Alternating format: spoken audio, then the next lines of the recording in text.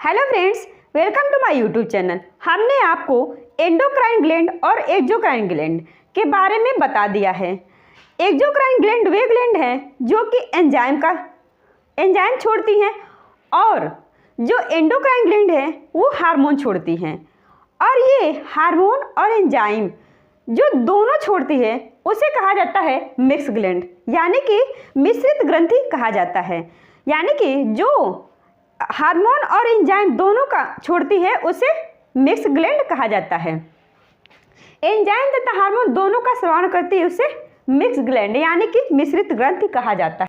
तो दोस्तों, मिश्रित ग्रंथि की सबसे मुख्य एग्जाम्पल है पैंक्रियाज यानी कि अग्नाशय। ये शरीर की सबसे बड़ी ग्रंथि है। ये शरीर की दूसरी बड़ी ग्रंथि है। ये शरीर की बाईं तरफ में होती है।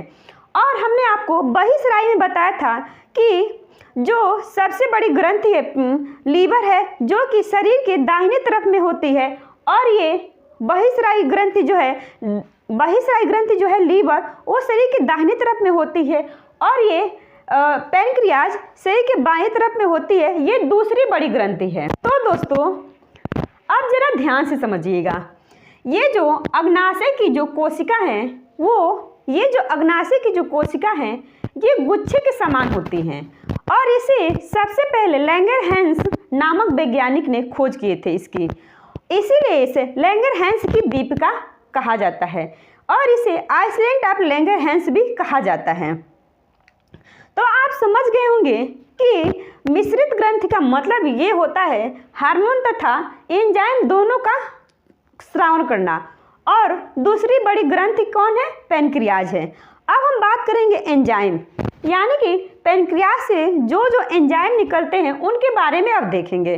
पैंक्रियाज से मुख्य 3 प्रकार के हार्मोन निकलते हैं, जो है पहला है लाइपेज, एमाइलेज और ट्रिप्सिन। लाइपेज क्या करता है? वसा का पाचन करता है। और एमाइलेज जो है, एमाइलेज स्टार्च का पाचन करता है और ट्रिप्सिन प्रोटीन का पाचन करता है। इन तीनों एंजाइम को डिटेल में पाचन नामक इन चैप्टर में डिटेल में इसे देखेंगे। तो दोस्तों, अब हम देखेंगे कि अग्नाशय से मुख्य 3 प्रकार के हार्मोन निकलते हैं। और ये तीनों हार्मोन 3 तरह की कोशिका से निकलती हैं। एक पहला है अल्फा सेल, दूसरा है बीटा सेल और तीसरा है गामा सेल। अब हम देखेंगे कि अल्फा सेल से निकलता है ग्लूकेगॉन। ये क्या करता है? ग्लूकेगॉन ग्लूकोज की मात्रा को क्या करता है? बढ़ा देता है। ये ग्लूकोज की मात्रा को कैसे बढ़ाता है? जैसे ने हमने आपको बताया था कि लीवर क्या करता है? ग्लाइकोजन को स्टोर करके रखा रहता है और इस ग्लाइकोजन को क्या करता है? ग्लूकेगॉन ग्लूकोज में बदल देता है। अब है दूसरा cell beta cell. Beta cell से निकलता है इंसुलिन नामक हार्मोन। ये क्या करता है? ग्लूकोज की मात्रा को कम करता है, यानी कि शरीर में ग्लूकोज की मात्रा को बढ़ने नहीं देता है ये। तो दोस्तों, दूसरा सेल है बीटा सेल। बीटा सेल से इंसुलिन नामक हार्मोन निकलता है जो क्या करता है? ग्लूकोज की मात्रा को कम करता है।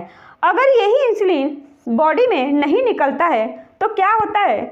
डायबिटिक नामक बीमारी हो जाती है, जिसे शुगर भी कहा जाता है। तो इस शरीर में ग्लूकोज की मात्रा को बनाए रखने के लिए इंसुलिन नामक हार्मोन बहुत ही ज़रूरी है। तो यही इंसुलिन क्या होता है? जब नहीं कम निकलता है तो क्या हो जाता है?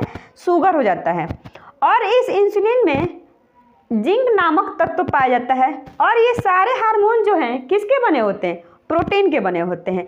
और ये प्रोटीन ये क्या होते हैं? जल में घुलनशील होते हैं। अब है